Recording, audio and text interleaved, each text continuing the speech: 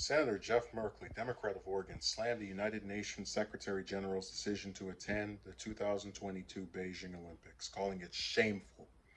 It's shameful for Antonio Gutierrez to appear at the Games, Merkley told Politico in an interview on Wednesday, adding the UN has basically failed human rights. A handful of nations have announced they will be participating in diplomatic boycotts of the Games over China's ongoing human rights abuses, meaning that government officials from those countries will not be attending the sporting event in person, but athletes will be permitted to compete. Among the countries that have said they will diplomatically boycott the Games are the United States, Taiwan, Lithuania, the United Kingdom, and Australia. Where is this? The Secretary General considers the Olympic Games as an important expression of unity, mutual respect, and cooperation between different cultures, religions, and ethnicities. The Olympic ideal is something that we must cherish and very much in line with the values of the United Nations. Farhan Haggis, spokesperson for Gutierrez, said in an interview to The Hill. The Secretary General is hopeful that the present contacts between the Office of the High Commissioner for Human Rights and the Chinese mission in Geneva will allow for the invitation to the High Commissioner to visit China, including Xinjiang, to lead to a credible mission after the Olympics. Haig noted that the UN Secretary General has both in public and in private called for the respect for human rights and for the authorities to act in a way that each community feels that their identity is respected and that they belong to the country as a whole.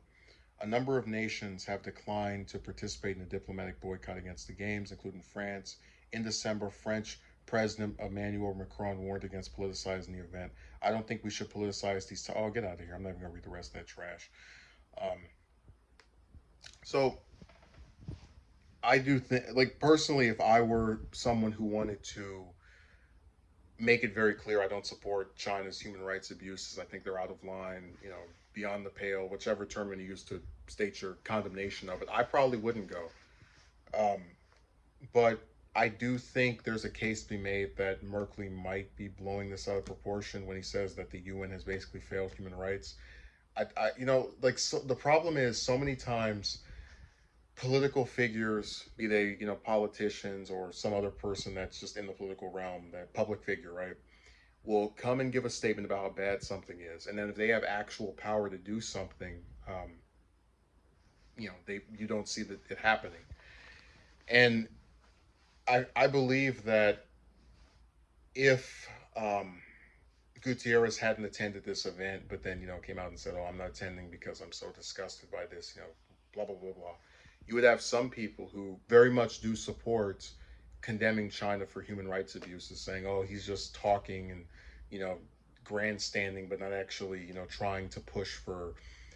I'm not in favor of sanctions, but sanctions against China, um, you know, making it to where other countries don't want to have any kind of economic dealings with China as a result of this. Some kind of like consequence that would be seen as tangible, like actions.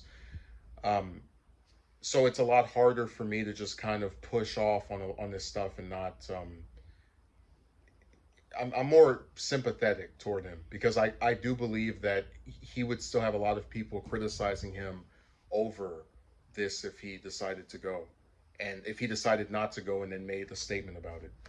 But again, I'm not gonna really if I don't entirely agree with Merkley on this, but he is someone I do respect. One of the few people currently in office that has any kind of inkling of integrity. So I'll just agree to disagree.